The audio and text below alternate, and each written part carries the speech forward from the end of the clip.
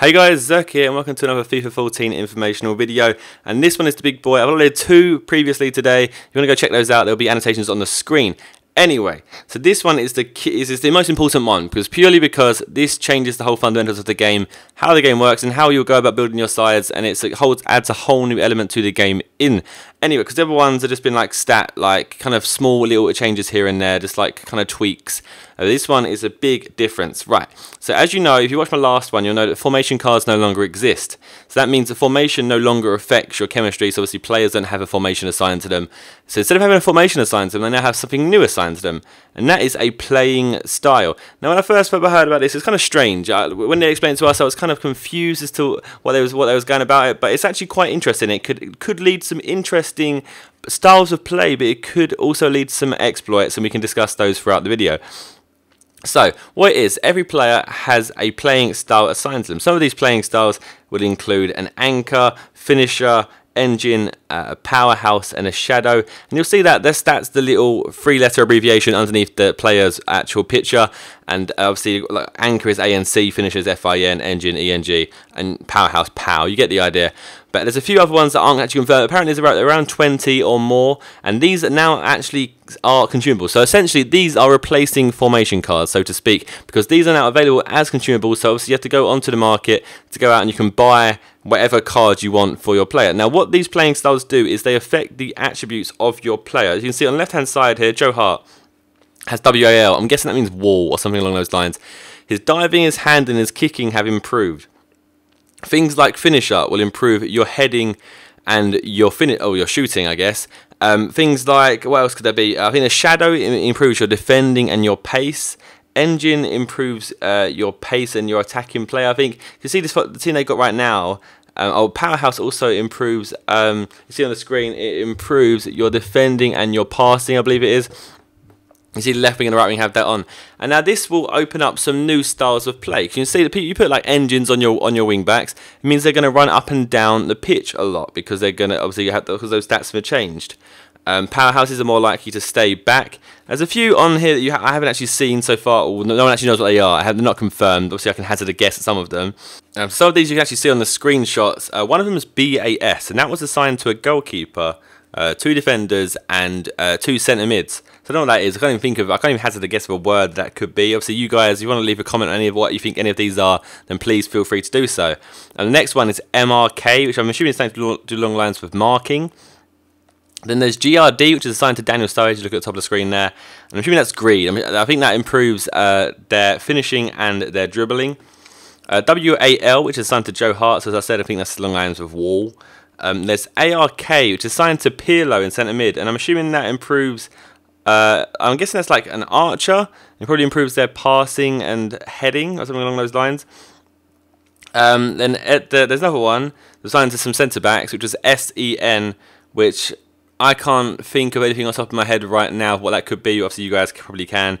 And then there's last one. That's BAC. Now, apparently, as I said, there's over 20 of these, and obviously they all affect the player in different ways and how the player plays, which leads to some interesting styles of play. For one, I said shadow. Shadow improves the defending and the pace. So let's think of an exploit. Instantly, what are you going to think? If there's this attribute card, also I don't know if it's an attribute. I can't really work out if it's an attribute card or what. But essentially, it does improve their attributes. You see on the left-hand side of the screen there, it does. They have arrows above, so obviously that improves their attributes there. So shadow, would that not be used on all defenders? So you have a right back, left back, centre back, and that could then improve your pace and your defending. So you might have a stronger defence. What are the cutbacks, the drawbacks to using that? It just kind of intrigues me as what kind of exploits are going to happen or exploits aren't going to happen. But it also could mean that some new plays, like you'll find some new styles of play coming about. I think stuff like things that can improve your heading will be assigned to tall strikers.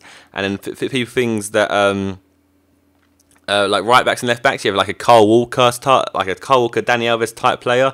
You want to whip engine on him as a right back so you can run up the pitch, get back and forth lots of times. Obviously, you want to have finisher on lots of your strikers.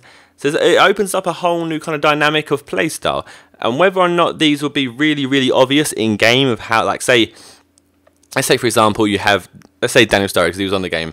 So let's say obviously he had greed on him, but let's say you had finisher on him.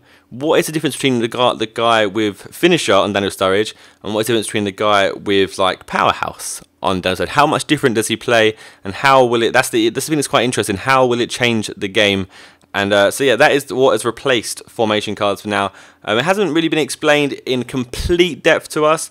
I'm sure someone else might be able to do a better job than me of actually explaining it to you guys. I'm just going along with my gut instinct of how I perceived what was told to me.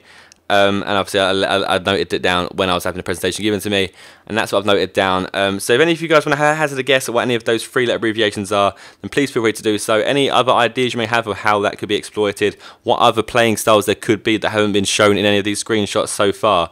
And there's one last thing that I'm going to add on to the end of this video, and it's some new kind of things that I heard about.